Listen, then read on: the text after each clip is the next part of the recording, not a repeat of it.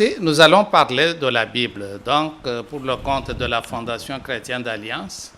La Fondation chrétienne d'Alliance est un organisme chrétien qui s'occupe des points difficiles de la Bible. Et c'est pour cela que nous avons même élaboré les cours bibliques par correspondance sur l'Ancien Testament, parce que l'Ancien Testament, moins maîtrisé, donne des hérésies sur l'interprétation du Nouveau Testament.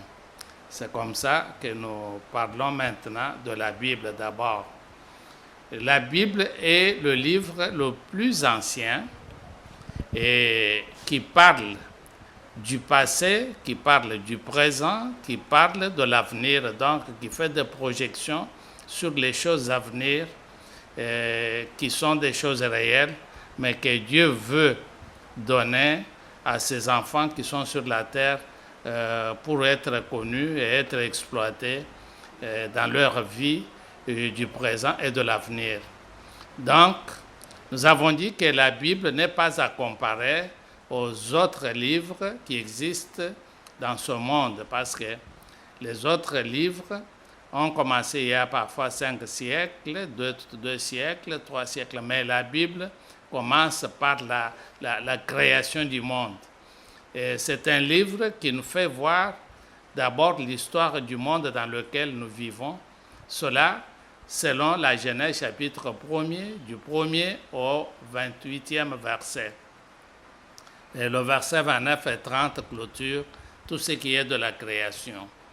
Et la Bible aussi nous parle de l'origine du péché dans le monde, qui est dans la Genèse chapitre 3, verset 15. La Bible nous parle de l'origine du péché, qui est dans le livre de la Genèse chapitre 3, verset 19. La Bible nous parle de la première personne dans le monde qui était morte, qui fut Abel, assassiné par son frère Caïn. Cela dans la Genèse chapitre 4. Nous pouvons commencer par le premier verset jusqu'au verset 7 pour approfondir ces choses. Et puis, nous voyons encore et encore dans la Bible comment le monde ancien a été englouti par les eaux de déluge dont tout le monde parle. Cela dans la Genèse chapitre 6, chapitre 7, chapitre 8 et 9 nous donne beaucoup de détails. Et puis, c'est par la Bible aussi que nous savons que le monde que nous avons ici a fait partir tout ce qui était de la descendance de Caïn. Si nous lisons la Genèse chapitre 7, nous voyons que tous ceux qui viennent de Caïn ont été exterminés par les eaux de déluge et qu'il n'y a eu que 3 enfants de Noé qui étaient de la famille de Seth, qui étaient restés et qui ont eu à encore peupler le monde. Dans le chapitre 10, on fait voir comment le monde a été peuplé de nouveau. Oui, la Bible, c'est un livre qui a été combattu pendant 2 siècles, pendant 2 âges, brûlé, interdite de circulation dans certains pays comme les pays socialistes, comme les pays communistes, mais la Bible y a fait introduction, a fait son entrée dans tout ce pays-là. Et maintenant où nous parlons, la Bible est en Russie, la Bible est en Chine, la Bible est dans tous les autres pays où elle avait été interdite d'entrer. Peuple de Dieu, la Bible n'est pas à comparer aux autres livres. Et c'est pour cela que la Bible, sans être un livre d'histoire, mais nous donne l'histoire de beaucoup de pays et nous donne l'histoire de beaucoup.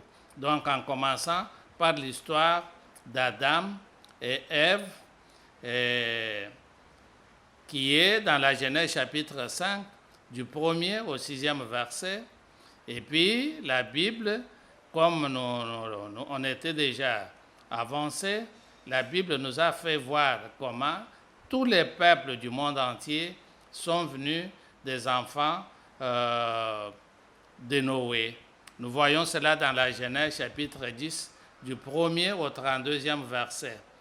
Oui, la Bible, c'est un livre le plus ancien, un livre le plus combattu et un livre le plus résistant de tous les livres qui sont dans le monde, un livre qui est lu dans tous les continents du monde. Et puis, nous voyons même l'origine de toutes les langues qui sont parlées dans ce monde, dans la Genèse chapitre 11, du 1er au 9e verset, c'est qu'aucun autre livre n'a jamais dit comment nous avons des langues à travers le monde, des langues que nous avons différentes les unes des autres. Et puis, la Bible aussi nous donne l'histoire d'une nation, la nation juive. Comment est-ce que la nation juive a commencé? Nous avons cela dans la Genèse qui nous donne ce détail. Donc, l'histoire de la nation juive. Nous avons Genèse chapitre 12, du 1er au 20e verset, on parle d'Abraham. Abraham, qui est l'auteur de la nation juive dont nous parlons et dont on parle à travers le monde. Et Abraham a eu les promesses de la part de l'Éternel, des promesses bien écrites aussi dans la Bible, comme nous venons de parler de la Genèse chapitre 12. On nous fait voir ces détails-là. Et la Bible nous donne aussi l'histoire de la création de la nation juive à partir de l'Égypte qui fut une grande puissance de l'époque. Nous voyons cela dans le livre d'Exode chapitre 1er, du 1er au 15e verset et puis au verset 21. Donc là, nous avons ce détail sur la nation juive, mais avec comme support la Bible. Et la Bible nous donne aussi l'histoire de l'occupation juive de la Palestine, qui est dans le livre de Josué, chapitre 12, du 1er au 21e verset. Là, nous voyons comment est-ce que les Hébreux, les Juifs actuels, ont eu à occuper ce pays-là de Palestine à partir de Josué, qui était le chef d'état-major de l'armée d'Israël à la sortie de ce peuple de l'Égypte. Et puis, nous voyons aussi l'histoire de la première résistance palestinienne à l'occupation juive de leur pays. Nous voyons cela avec beaucoup plus de détails dans le livre de Josué, chapitre 15, verset 63. Et là, on nous parle de l'occupation juive de la Palestine. Et puis, la Bible fait des annonces prophétiques de la naissance de Jésus l'Emmanuel. Nous voyons cela dans le livre d'abord, ça commence par le livre de la Genèse, chapitre 3. Et puis, on nous parle aussi de ça dans le livre du prophète Ésaïe, chapitre 7, verset 14. On nous parle d'un homme de la progéniture de sa mère qui sera là et on l'appelle Dieu au milieu des hommes. Et donc, nous voyons cela dans le livre d'Ésaïe, chapitre 7, verset 14.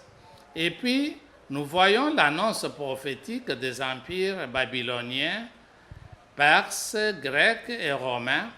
Cela, d'après le livre du prophète Daniel, chapitre 2, versets 36 à 40. On nous parle de ces choses-là. Et puis, sans être comme les autres livres du monde littéraire, la Bible fait l'annonce prophétique du rejet de Jésus le Messie par les peuples. Il a parlé de ça dans le livre du prophète Ésaïe, chapitre 53, du 1er au 12e verset, et puis Psaume, chapitre 22, du 1er au 32e verset, on nous donne ce détail. Peuple de Dieu, Dieu a parlé par la Bible. Dieu est ce Dieu réel qui fait des projections sur les choses à venir.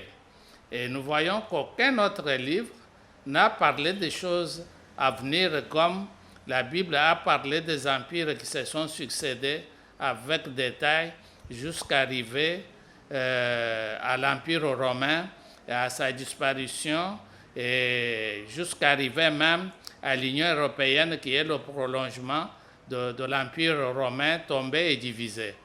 Donc, la Bible parle. La Bible a parlé d'une façon encore beaucoup plus approfondie du Seigneur Jésus comme celui qui viendra écraser le système actuel du monde dès son arrivée dans le monde pour la deuxième fois. Donc la Bible reste un livre exceptionnel. La Bible reste un livre prophétique. Et donc nous avons parlé de l'annonce prophétique de la création de l'Union européenne par les alliances humaines en prolongement de l'Empire romain. Nous voyons cela dans le livre de Daniel, chapitre 2, versets 41 à 43. Si on lit, on voit ces détails parce que l'Empire romain divisé a eu un successeur qui est l'Union européenne.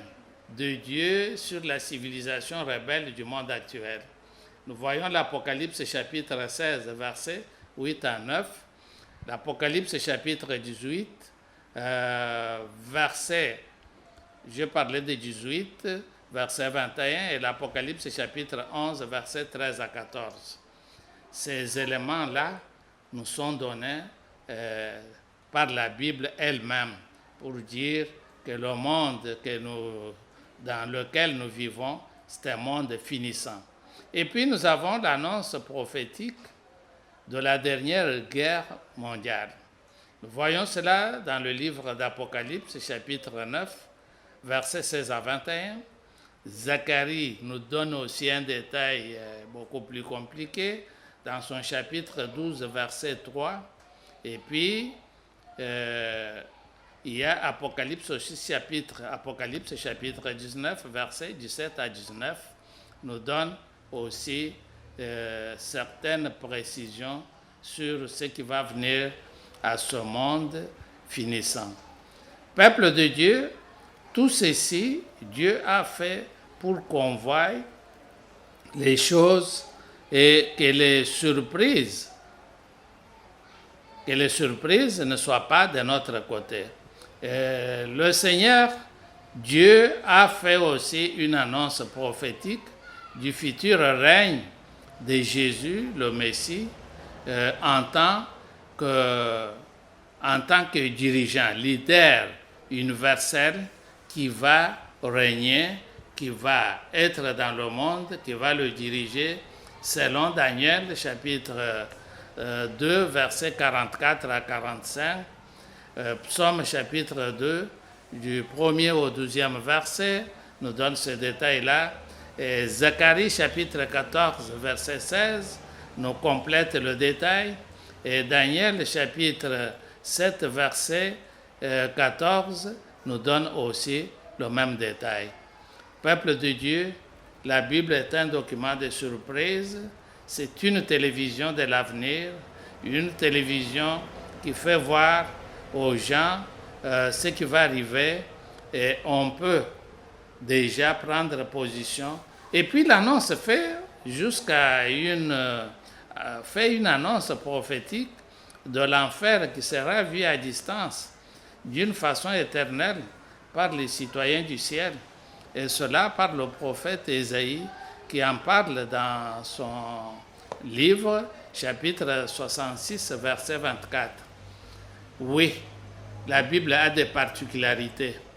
Sans être un livre rédigé par un seul auteur, la Bible a eu plus de 40 auteurs qui ne se sont même pas connus et qui n'étaient pas de même siècle. Et sans être aussi un livre de peu de temps de rédaction, la Bible a fait environ 1500 ans pour sa rédaction. Sans être acceptée dans les pays socialistes et communistes, la Bible a eu à y entrer d'une manière ou d'une autre. Et puis brûlée, déchirée à travers les âges, la Bible est toujours présente dans le monde entier. Et traduite dans beaucoup de langues du monde entier, la Bible est là. Ayant ses ennemis parmi les riches et les pauvres, ayant aussi ses amis parmi les riches, les pauvres, les jeunes et les vieux, la Bible oriente ses pratiquants vers le ciel. Et aussi, parlant du passé, de ce monde finissant, le présent et l'avenir, la Bible reste un document unique qui nous oriente tous vers le Seigneur Jésus. C'est un message que nous avons donné pour que le monde entier, parce qu'actuellement, à travers le monde, on commence à présenter certains livres comme étant des livres concurrents à la Bible, et parfois on les présente comme les livres de référence, alors que la Bible est l'unique livre qui nous parle même des choses du passé. La Bible nous parle de l'Égypte, et nous parle de l'Égypte avec les échecs aussi d'un grand pharaon, un pharaon du temps de Joseph, qui a eu un songe et qui n'a pas trouvé à l'interpréter ni à avoir les solutions de la part de tous ceux qui l'entouraient, des magiciens, des sorciers. Il avait échoué et il avait fallu qu'un Hébreu esclave qui était avec Dieu donne la solution, comme nous le voyons dans la Genèse, en commençant par le chapitre 41, nous voyons beaucoup de détails. 41, 42, on nous parle d'un Joseph esclave, mais qui prend la deuxième position du pays parce qu'il avait interprété ce que les gens du monde des ténèbres ne pouvaient pas interpréter. Et nous voyons aussi la même chose dans le monde de l'empire babylonien, je voudrais dire, où un esclave, Daniel, a eu à recevoir la restitution du songe du roi Nebuchadnezzar, un songe perdu, un songe pour lequel les magiciens et tous ceux qui entouraient l'empereur n'avaient pas eu à décoder, mais un esclave encore qui était avec le Dieu créateur d'Israël a donné cette interprétation. Si nous lisons Daniel tout le chapitre 3, on va voir tous ces détails-là. Que Dieu nous bénisse et que la Bible soit considérée comme un livre exceptionnel, un livre qui nous fait voir même comment Pharaon, qui était grand, qui était puissant, a été rendu faible devant les simples serviteurs de Dieu qui étaient des esclaves à Babylone, en Égypte, pardon. Et même quand le roi a eu à recevoir Moïse et Aaron, oui, ces deux-là ont fait montrer aussi la puissance de Dieu, parce que les serpents qui étaient sortis de bâtons magiques de l'entourage de Pharaon étaient engloutis et ils étaient rentrés chez eux sans bâton magique, alors qu'Aaron et Aaron sont rentrés avec leurs bâtons qui étaient changés aussi en serpents, comme les serpents des autres bâtons. Oui, que Dieu nous bénisse. Dieu est au-dessus de tout ce qui existe sur la terre, même au-dessus des pharaons qu'on peut croire avoir des choses bonnes à ce temps-là. Nous donnons des cours bibliques par correspondance sur l'Ancien Testament parce qu'actuellement, parfois, après beaucoup de temps, les gens ignorent la différence entre l'Ancien et le Nouveau Testament, tellement que l'Ancien Testament était vaste. Maintenant, on ne sait pas la différence entre l'Ancien et le Nouveau Testament. Nous avons ce cours-là biblique bien élaboré.